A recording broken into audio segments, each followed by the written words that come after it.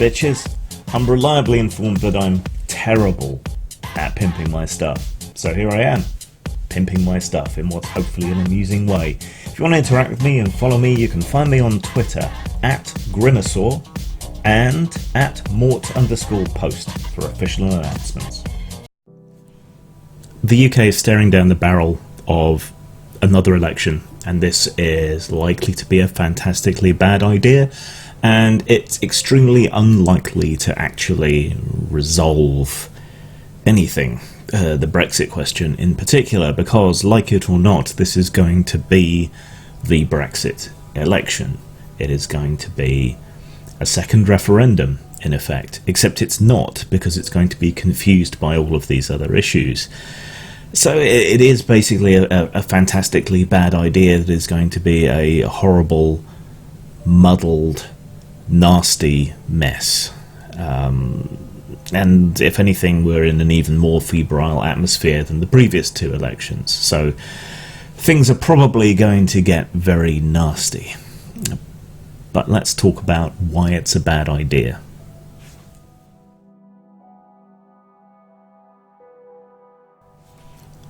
There were a bunch of problems with the referendum that could also turn out to be problems in an election, and they haven't really been addressed other than the fact that we're perhaps a bit more aware of them. Campaign overspends, nothing new. A lot of local Conservative parties overspent on their budgets in previous elections and received little more than a slap on the wrist. The Leave campaign massively overspent, engaged in grey practices such as extremely targeted Facebook advertising and abuse of data, and while there were some fines, and while the High Court said that if that referendum had been binding it would have been overturned, nobody really was sufficiently punished because of technicalities. Now, an election is more rigorous and it is binding, so if the same shenanigans turn out to have happened during this election, we could see more court cases, more recrimination, but we could actually see the results overturned, either wholesale or in seats. I don't think a Downing Street with Cummings advising and involved is going to play by the rules any more than they did during the referendum, so we need to be careful of that. It also means that any election is likely to be hotly contested in the courts and so on, dragging them into it, and the wrangling will likely go on for months. But there are fundamental problems with the UK parliamentary system anyway, and they're a big part of the reason why this is unlikely to resolve anything.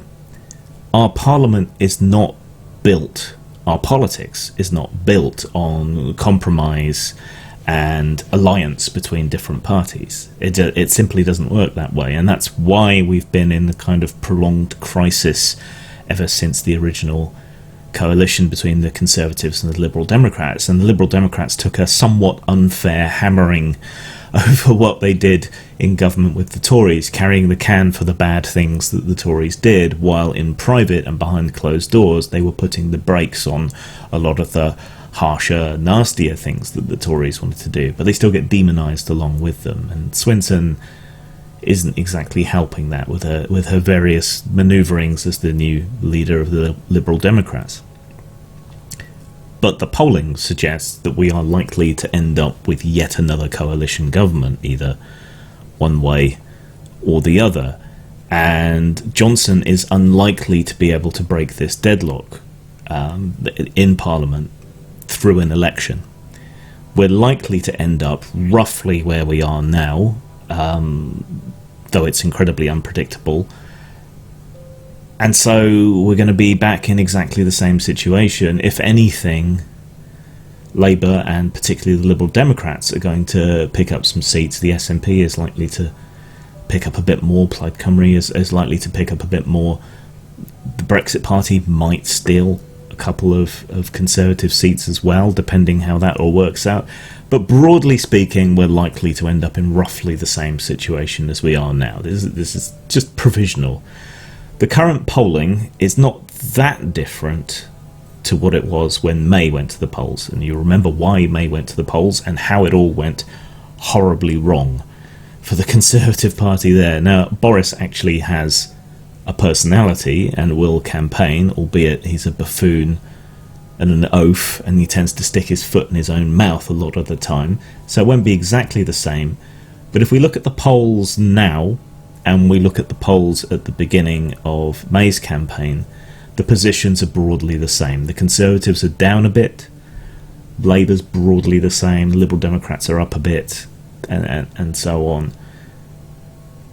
But that brings me to the next problem. The percentage of the vote is not reflected in the seats in Parliament, and this in particular affects the smaller parties, like the Liberal Democrats, like the Greens, and so on. The main parties in the elections this century have broadly been within, say, 3 to 5 percentage points in seats, as they have been within their share of the vote. Whereas the smaller parties, it gets more and more distorted. They can pick up a reasonable percentage of the vote, but they don't get the seats from it. So you can end up with a party with perhaps a third of the vote in the country, but with way more seats than that, and ending up in control of Parliament. This is because of our first-past-the-post electoral system, which is simply not fit for purpose. It's unrepresentative, massively. It tends to give a party with a slight majority a bigger majority in Parliament for pursuing their agenda. It tends to lead to failures of cooperation and alliance between parties.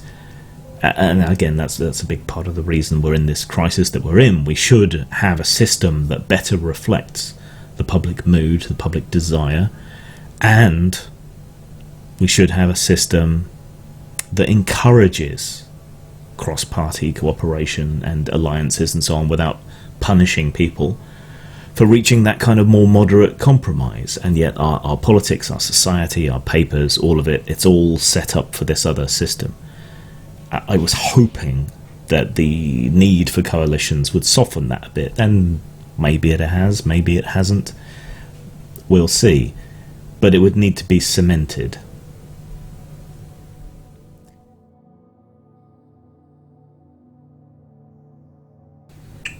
It's worth going into a bit more detail why first past the post is bad.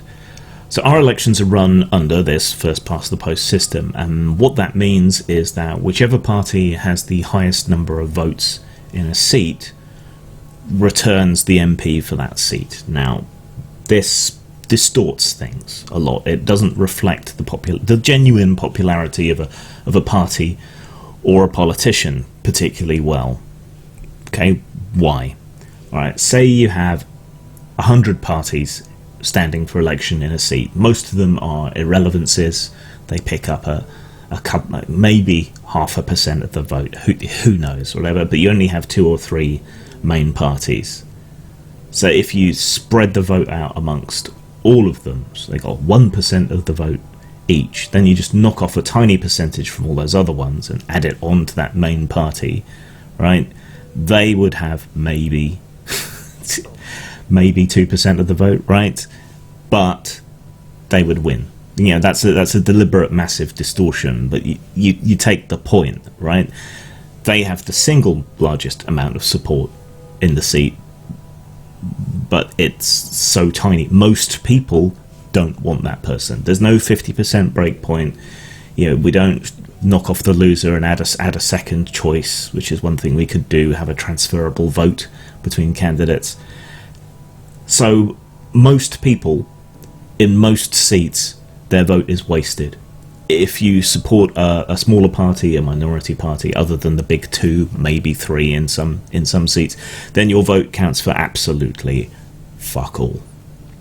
And then the number of seats returned doesn't particularly map that well to the percentage of support in the country. And when it comes to polling, right, if you ask people who they're going to vote for in their seat, you're quite likely a lot of the time to get a different answer to whether you ask them which party do they support the most, which party's views do they support the most. Most people, I think that's right, most people tend to vote tactically, and they tend to vote against a party, not for something that they want, not for something that they desire, but against a party that they don't like. This is particularly true of anyone on the left, or anyone to the left of the Conservative Party. By and large, elections are about trying to keep the Tories out more than they're about voting for a party whose ideology or ideas or policies or whatever you agree with. It's more about who you disagree with. So our whole system is based upon us seeking out the lesser evil every time. Some people vote ideologically anyway, but it's just this tactical voting, this distortion of who you vote for as opposed to your ideals, and this distortion of what's returned in Parliament. Yes, it's a big issue. It means our governments are rarely representative of even half the people, 30 to 40%. So the majority of the country tends to be against whichever government is in power. Kinda sucks, really, doesn't it? So why do we persist in using this system, and why did we reject an option for an alternative vote system in a previous referendum? The system suits the two main parties very well. It tends to swing back and forth between them, with one getting an effective working majority and not having to compromise, and then the other. So each one, if you like, can freely repair the other one's damage and pursue their ideological agenda, regardless of what the majority of the country actually wants. So we've been in an unusual situation for some time where the country has been so split that it has managed to be reflected in the statistics. So we persist in it because the two main parties, it suits them, or at least it suits them while they're in power, to support first past the post and to reject something like proportional representation or a transferable vote or an alternative vote or any of the other fairer, more accurate reflections. Systems that don't waste people's votes came in. The people seem to have rejected it because, well, I don't know. Back when we had the alternative vote referendum, a lot of people who wanted proportional representation voted against alternative vote, because that's not what they wanted. They wanted proportional representation, and even a step towards something better was seen as somehow compromising what they wanted, and that kind of reflects British politics as a whole. Again, I guess it's more about voting against than voting for something, and there's not a lot of encouragement for compromise, and I think we've seen that reflected in Brexit as well. The excuse given for why we have this first past the post system, this seat system, is that supposedly it creates a strong link and a representation of local issues on the national stage. So you're voting for someone in your seat to represent your seat, and the idea is that they have this strong connection and they can bring up your issues and so on. In practice, it doesn't tend to work like that, and I think we've seen that in the way that Tory MPs have been called rebels and traitors, and Labour MPs have been called rebels and traitors when they've voted according to their constituency rather than their party of late. That gets more complicated. I'll get into that in a bit, but that's why it's excused. But the fact is, party politics overrides that, this supposed link with your local MP, and so it's just, in the vast and overwhelming majority of places, it's simply not true. The excuse doesn't stand. And that's another big part of the reason why an election isn't going to sort this out. People may want a particular party for their local issues, may like their local MP, but that's quite likely to be at odds with the issues that they care about. And the only issue that this election is really going to be about is Brexit.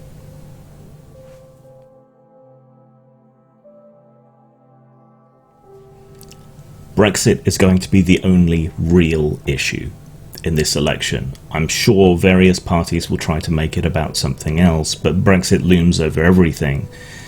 Economics, health, social issues, or the direction of the country in the future. It hangs over it all. And I think that's a big part of why there was a push to extend the franchise to 16 and 17-year-olds and to allow European citizens living in the UK to vote, as we are allowed to do in Ireland and as happens elsewhere.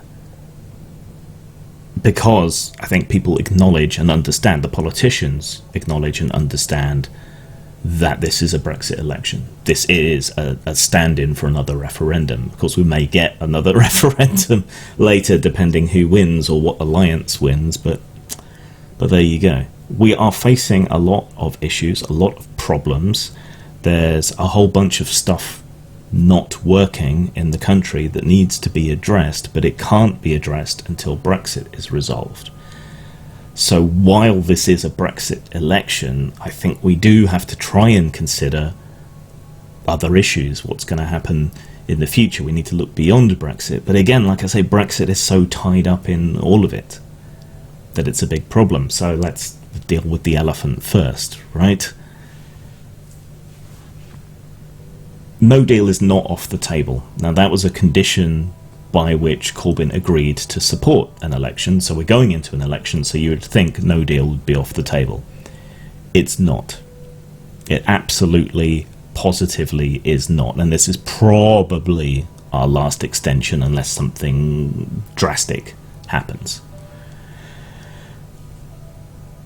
So, the fact we haven't exited by 31st October will stand against Boris, because he promised and promised and promised and promised.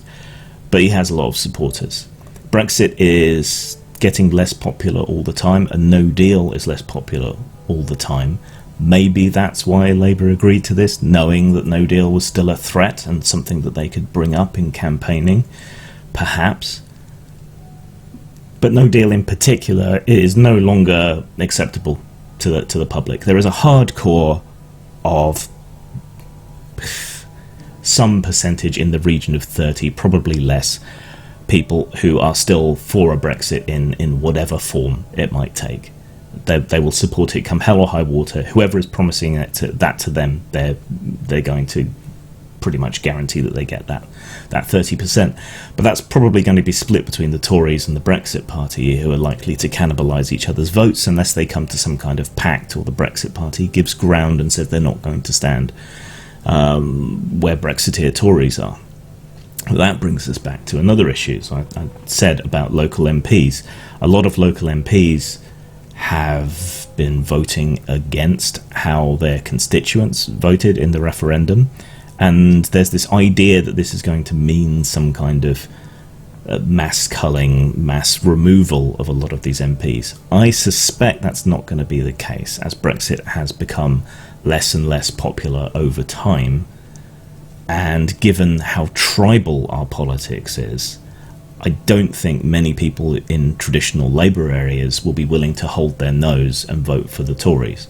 They might be willing to vote for the Brexit Party, but I don't think enough of them, judging from how UKIP was doing until the Brexit Party was a thing, I think they're likely to poll about as well as UKIP was at its height, at best.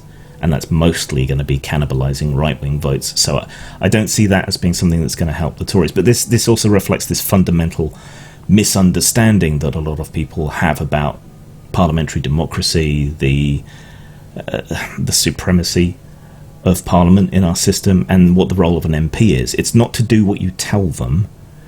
You return an MP to represent your interests, to become an expert on these things, and to lead. So if they disagree with what their constituency says that they want, it's from a position of leadership, and they should be free and able to disagree, and then you vote them out if you don't like it, right? But there's a failure of MPs to lead, and there's a failure in the public to understand how our system works, let alone the European system. This all creates problems. And Brexit affects everything. The economy is likely to take a massive hit. Probably at least a small recession and depressed growth for a very long period. Bojo's Brexit plan is estimated to knock a 70 billion hole in the UK budget. And this at the end of austerity, because even the Conservatives are turning the taps back on for public funding a bit here. But Brexit is going to cost us an enormous amount in lost opportunities, lost revenue, lost tax, lost everything.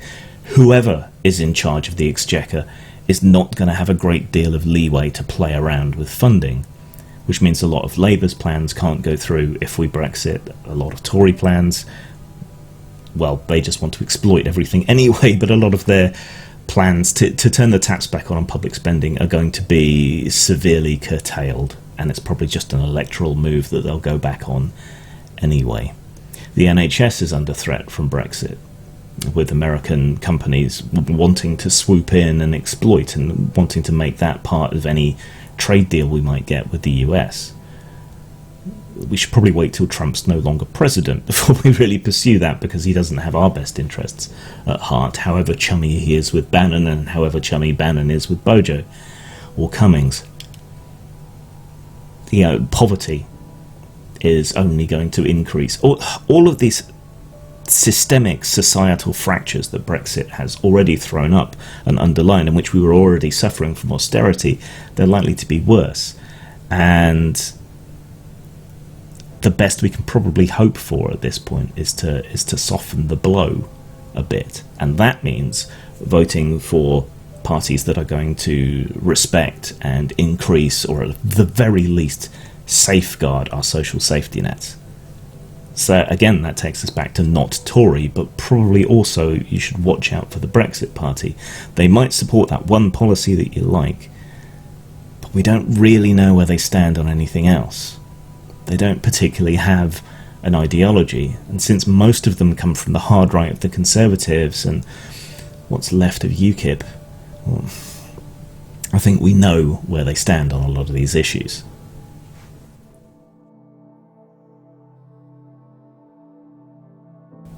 I have tried, and I have failed, to remain as civil and understanding as possible with pro-Brexit people. I think given the amount of illegality, the lies, everything that's been exposed, everything that's fallen away, all the broken promises, everything, I don't think there's any excuse left to be pro-Brexit. It's all bullshit. And so of late I have been a lot less forgiving with these people. But going into this election, I think it's important again to try and understand, to try and gently debunk, to try and show people without being patronising and nasty to them that this is not a good idea, that they should not be supporting a party that hates them and will exploit and use them just to get this thing that they were fooled into wanting.